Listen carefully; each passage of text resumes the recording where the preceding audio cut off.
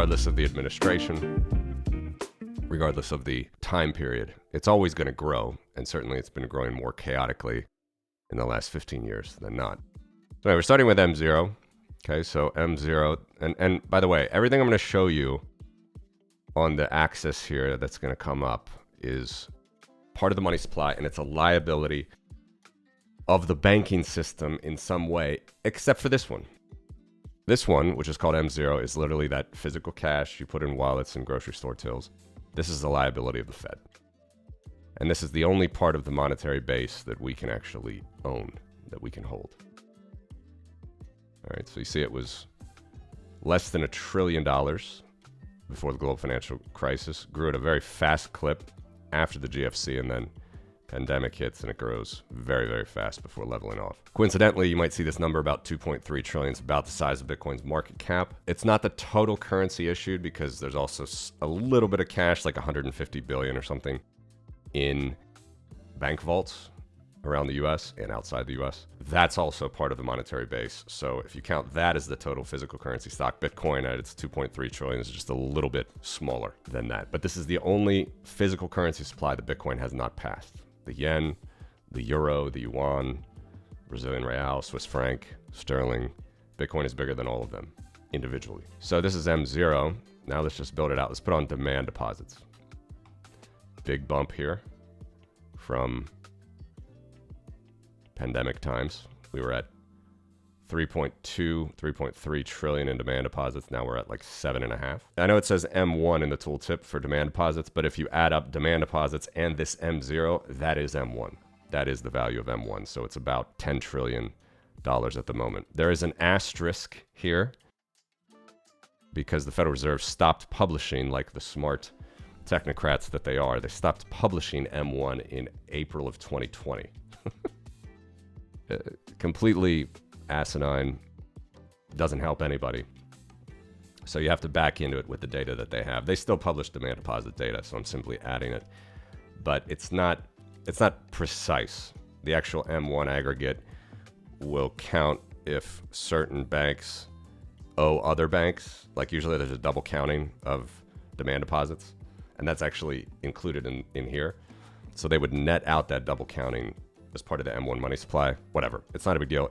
Well, it's kind of a big deal, and it's annoying that they don't do it anymore. So I have to kind of recreate approximately the M1 money aggregate. As well, they stopped publishing M3 in 2006, which I'll talk about in a second. All right, so here we go. This is M1. This is M1. You add these two money supplies together, M0 plus M1.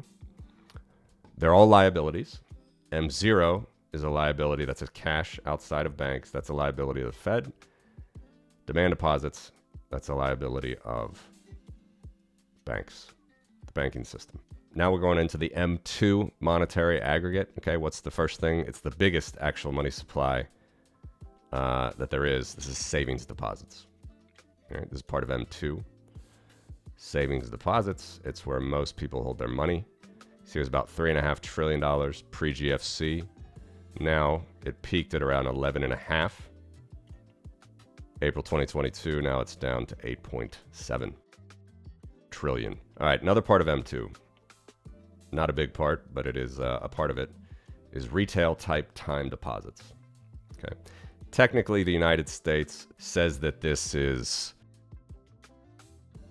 a smallish time deposit, like under 100K in value. Other countries just call it retail. I'm calling it retail. Okay, so it's a pretty small amount. See, larger pre-GFC, not very large right now.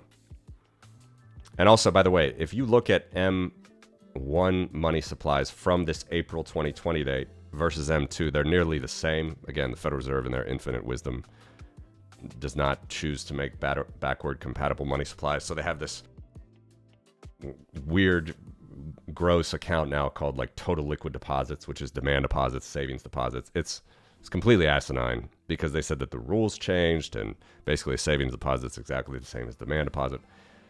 I mean, the United States invented these money supplies and now they're changing them.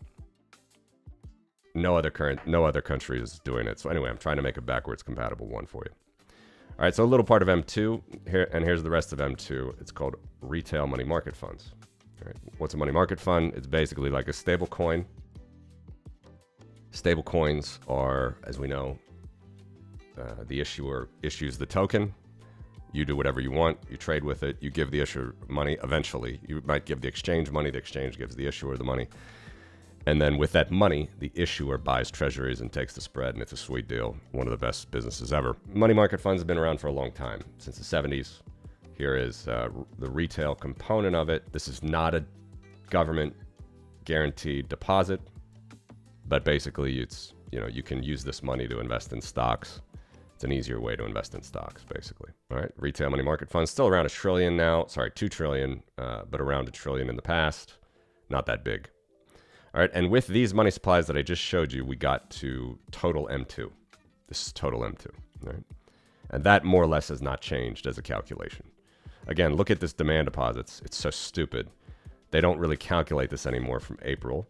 So you just see from here, the numbers shoot up according to the Fed, and like M1 would be somewhere here. It's insane. But anyway, this is how it more or less the money supply looks, if you counted everything the way it should be. All right, the biggest, as you can see still, is savings deposits at $8.7 trillion, roughly. All right, now we're going to move into M3. As I said, the Federal Reserve has not published M3 since February 2006, but they still do, in a very roundabout way, publish the data, some of it only quarterly. And by the way, it's so slow to update. This is why I'm still stopping this in March of this year, because even though it's August, they haven't even published the second quarter's data. So it makes this a very lagging indicator. It's very annoying, but this is what they do. All right, so now, just like we had retail time deposits right there, right? We also have institutional time deposits, much bigger. It's part of M3, okay? $2.3 trillion, number 5 there on the money supply. This is part of the M3 money supply. It's not published anymore by the Fed in totality, but they do publish these components. Next thing, institutional money market funds. Same thing like a stable coin, but money market funds have been around a long time. It's the cash that you get when you sell a stock in your brokerage account. It's not a bank, by the way. It's you call it the banking system or the financial system, but usually these are brokerages or sister companies of banks. These are not regulated banks usually that issue money market funds. And then the last one, which is really not the last one, I'll explain, but it's the last one that I have data so far, is repos. Repos are, again, an institutional instrument. It's basically treasury funds, treasury securities, I should say, trading around like cash. It's levered up treasury securities. It's called a repurchase agreement. And there it is. And it's, at the moment, about $6.8 trillion. And this is not Federal Reserve repos. I'm going to show those later. This is repos of institutions, hedge funds, money market funds as well, can be on the other side of this. But this is liabilities from institutions that basically trade treasuries around like cash. This is almost the total money supply. It's about 37 trillion. Like I said, the Federal Reserve does not publish these three anymore. It's asinine that they don't. In totality, they don't publish M3. They haven't since 2006. There's one more component that used to be a part of this money supply, but now it's almost impossible to calculate. Not impossible, but it's going to take me a long time to get the data. And that is Eurodollars. Eurodollars are also part of M3. That is basically offshore dollars or dollar-based accounts outside the control of the Federal Reserve. So in Credit Suisse in Switzerland, or UBS, Credit Suisse is a bad example, UBS, Lloyd's of London, dollar-denominated accounts outside of the purview of the Federal Reserve. No one knows how big that supply is at the moment. Last time the Fed calculated it, it was something like $1 trillion, I think a little bit less if memory serves, here.